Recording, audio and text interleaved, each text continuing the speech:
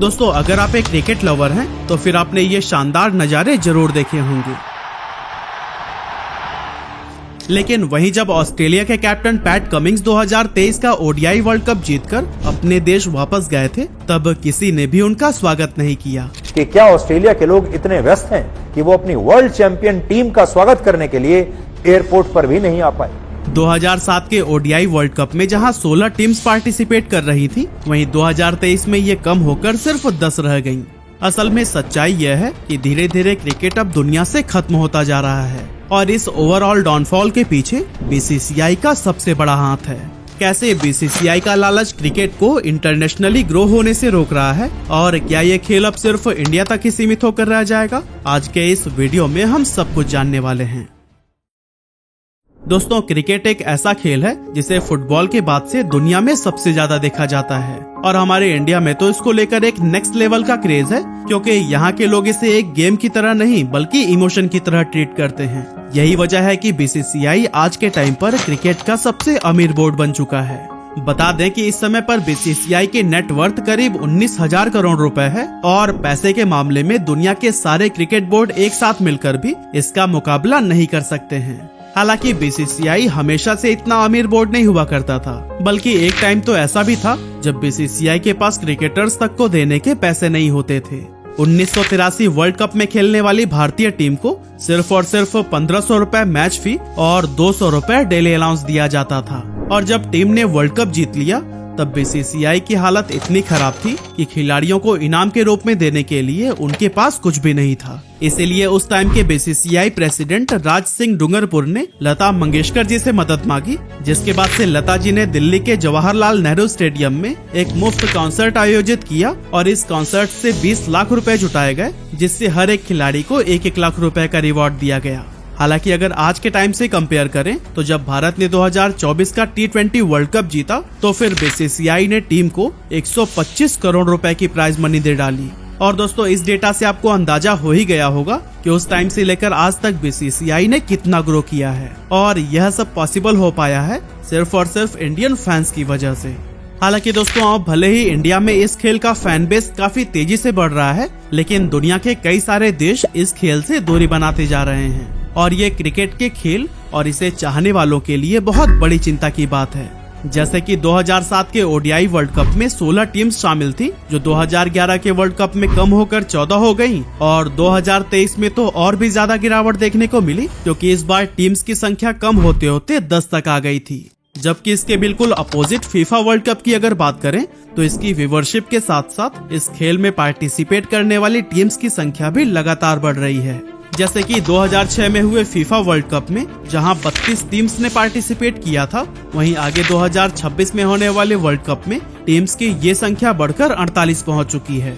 यानी कि साफ है कि विश्व लेवल पर लोगों का रुझान क्रिकेट नहीं बल्कि फुटबॉल की तरफ ज्यादा है और इस बदलते ट्रेंड के पीछे बीसीसीआई को सबसे ज्यादा दोषी माना जा सकता है, क्योंकि बीसीसीआई क्रिकेट को एक गेम की तरह नहीं बल्कि एक मनी मेकिंग बिजनेस की तरह ट्रीट करता है और इसी वजह से ये खेल बहुत ही ज्यादा एक्सप्लॉइट हुआ है। असल में दोस्तों आईसीसी यानी कि इंटरनेशनल क्रिकेट काउंसिल एक गवर्निंग बॉडी है जो कि क्रिकेट को इंटरनेशनल लेवल पर कंट्रोल करती है। इसके कुल 12 फुल मेंबर्स हैं, जिसमें Australia, England, south Africa, India, New Zealand, West Indies, Pakistan, Sri Lanka, Zimbabwe, Bangladesh, Afghanistan और आयरलैंड आते हैं। अब ये सभी आईसीसी के फुल मेंबर्स हैं, तो फिर कायदे से इन सब में आईसीसी की टोटल अर्निंग इक्वली डिस्ट्रीब्यूट होनी चाहिए ना, लेकिन ऐसा होता नहीं है, क्योंकि अकेला बीसीसीआई खुद सबसे बड़ा शेयर लेकर चला जाता है।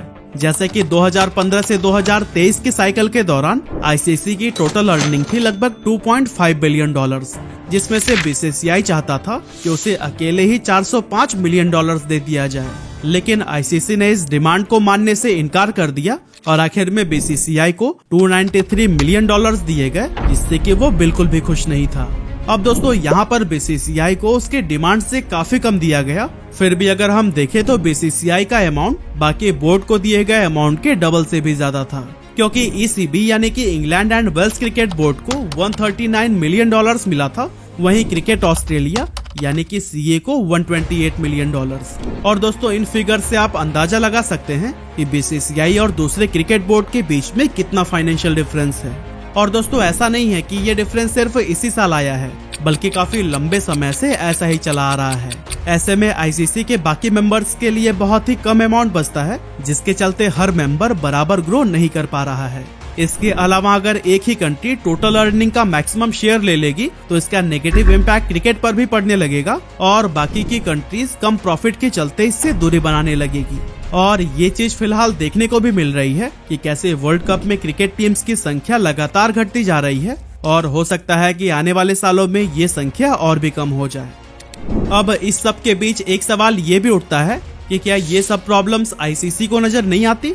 असल में दोस्तों आईसीसी को सब समझ आता है और इसे कई बार ठीक करने की भी कोशिश की गई है, लेकिन इसमें सबसे बड़ा विलन है बीसीसीआई, जो कि क्रिकेट की लेगेसी को बचाने से ज्यादा अपने फायदे के बारे में सोचता है। जैसे कि 2017 में आईसीसी ने एक नया रेवेन्यू शेयरिंग मॉडल प्रपोज किया था, जिसके तहत सभी मेंबर्स के बीच बोर्ड्स की अर्निंग का इक्वल डिस्ट्रीब्यूशन किया जाता।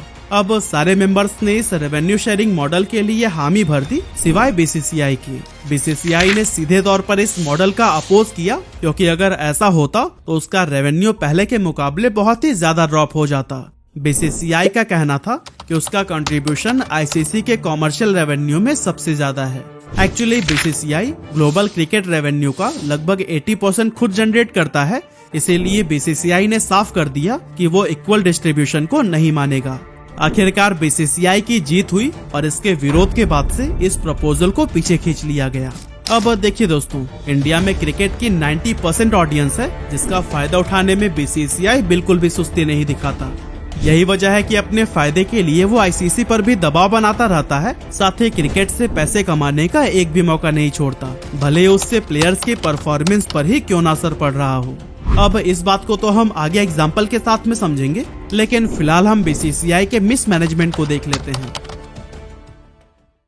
जैसे कि आमतौर पर वर्ल्ड कप का शेड्यूल एक साल पहले ही अनाउंस कर दिया जाता है, लेकिन 2023 के क्रिकेट वर्ल्ड कप में मैचों की तारीख को बीसीसीआई ने सिर्फ 100 दिन पहले अनाउंस किया था। यानी कि जो मैच अक्टूबर में होना था उसकी अनाउंसमेंट जून के आखिरी में की गई, जिसकी वजह से प्लेयर्स को तैयारी के लिए मुश्किल से 4 महीने का ही समय मिल पाया। और इस प्रॉब्लम को तो फिर भी प्लेयर्स किसी तरह से मैनेज कर लेते, लेकिन बार बार शेड्यूल में बदलाव को कोई कैसे मैनेज करे।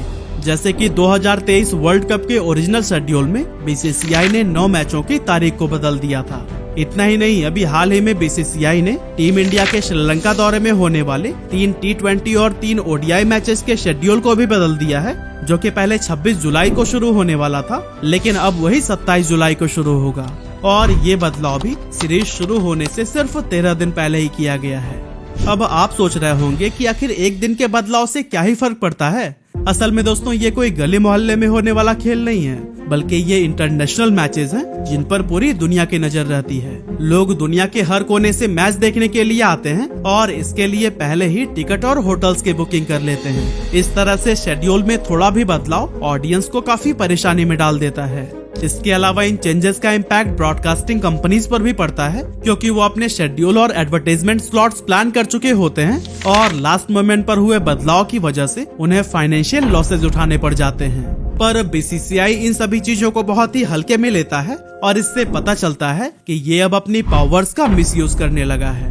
अब दोस्तों सभी जानते हैं कि बीसीसीआई दुनिया की रिचेस्ट क्रिकेट लीग को ऑन करता है, जिसका नाम है आईपीएल। आईपीएल में खेलने के लिए दुनिया भर के क्रिकेट प्लेयर्स हिस्सा लेते हैं, लेकिन इंटरनेशनल लेवल पर बेहद फेमस होने के बाद भी इंडियन क्रिकेटर्स देश से बाहर किसी भी डोमेस्टिक लीग जैसे कि बिग बैश लीग वगैरह में खेलते हुए नहीं दिखाई देते।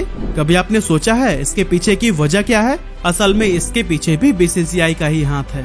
बीसीसीआई नहीं चाहता कि उसके प्लेयर्स किसी और देश की डोमेस्टिक लीग में खेलें, क्योंकि वो प्लेयर अपने फैन बेस को उस देश या फिर कह लें कि उस लीग में लेकर जाएगा और इसकी वजह से उस देश के क्रिकेट बोर्ड की अर्निंग काफी बढ़ जाएगी। ऐसे में वो देश बीसीसीआई का कॉम्पिटिटर बन सकता है और इससे इंटरनेशनल क्रिकेट में एक पावर कॉन्फ्लिक्ट शुरू हो जाएगा कि मैं सबसे स्ट्रॉन्ग या फिर मैं सबसे अमीर। आपने देखा ही होगा कि जहां भी हमारी भारतीय क्रिकेट टीम खेलने जाती है उस स्टेडियम में 80 से 90% सिर्फ इंडियन से दिखाई देते हैं। भले ही मैच इंग्लैंड में हो रहा हो या फिर ऑस्ट्रेलिया में, अगर मैच भारतीय टीम से है तो फिर स्टेडियम में सिर्फ इंडियन सपोर्टर्स ही दिखाई देंगे।